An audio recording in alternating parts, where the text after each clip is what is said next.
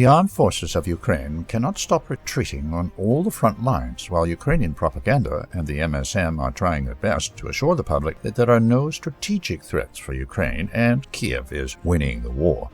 The fortress of Ugledar is already in operational encirclement. The last roads to the town were cut by advancing Russian troops. Russians are already advancing on the streets.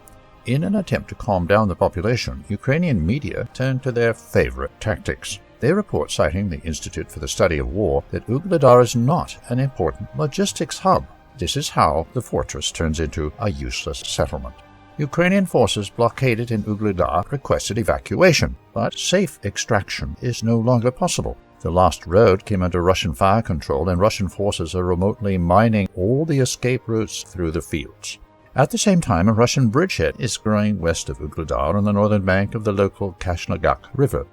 The strategic crisis of Ukrainian defense is deepening in the Pokrovsk direction. On the southern flank, the Russian army is rapidly expanding its zone of control around the liberated Ukraines, grinding Ukrainian forces down in a cauldron west of Nevelskoye. Russian forces are surrounding Seledovo, while battles are approaching Myrnograd. These are two main Ukrainian strongholds aimed to slow down the Russian offensive on Pokrovsk. New front lines start moving in the Donbass. The Russian army advanced in the Krasny-Liman direction, repelling the Ukrainian military from the last settlements in the Luhansk People's Republic. Russian forces launch offensive operations on a wide front along the Savatovo-Kremenaya road. Soon after Makiivka was liberated, the village of Nevskoye came under Russian control. Russian forces also completed the mop-up operation and captured an important stronghold of the Shuravka ravine, which is up to 10 kilometers long and stretches southeast of the village. The ravine turned into a bloody battlefield where heavy battles continued for months. The Russian advance allows the destruction of the Ukrainian bridgehead on the eastern bank of the Sherebets River.